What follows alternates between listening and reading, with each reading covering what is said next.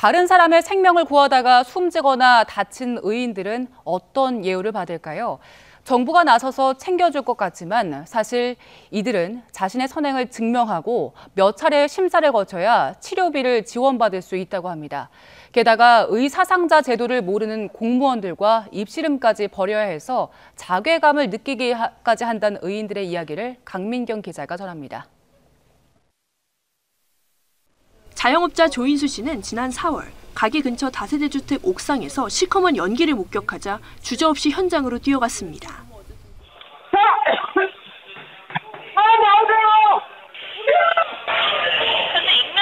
나오세요! 우리야! 사람 나오세요! 현관문을 두드리며 화재를 알리다가 연기를 들이마셔 병원으로 옮겨졌는데 치료비는 사비로 부담해야 했습니다. 소방기본법은 화재 현장에서 일반인이 소방대원 명령에 따라 사람을 구출하거나 불을 끄면 활동 비용을 지급받도록 하지만 조 씨처럼 자발적으로 구급 활동을 펼친 경우에는 보상 규정이 따로 없는 탓입니다. 조 씨는 속상한 마음에 의사상자 제도도 알아봤지만 다시 한번 씁쓸해졌습니다. 본인이 직접 이제는 증빙 자료를 가지고 와야 된다 하더라고요. 뭐 경찰서, 그다음에 소방서, 그다음에 구조 활동을 어떻게 했는지 수많은 자료를 요청을 하는데 다른 시민의 생명을 구하다가 다친 의사상자로 예우받으려면 의인이 직접 증거 자료를 모아 신청해야 하고 지자체부터 보건복지부까지 인정받기 위해 거쳐야 하는 관문도 3단계나 됩니다.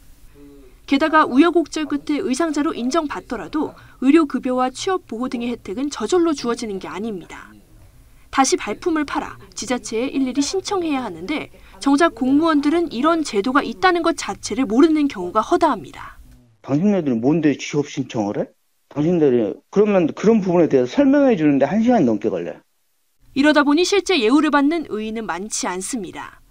지난 5년 동안 45명이 의상자로 인정된 가운데 의료급여와 취업보호까지 받은 경우는 10명에 그칩니다.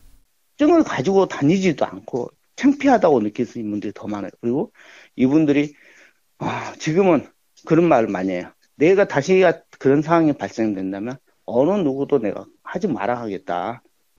우리 사회에서 찾아보기 힘들어진 이타심을 발휘하고서 오히려 상처받는 의인들. 이들이 바라는 건 돈이나 명예가 아닙니다. 좋은 일을 하셨다가 이렇게 병원 치료를 받은 부분에 대해서는 나라에서 이렇게 치료를 해주는 그 제도가 있습니다. 라고 안내를 받고 제가 그 병원을 그냥 나왔더라면은 저는 정말 기뻤을 거예요. YTN 강민경입니다.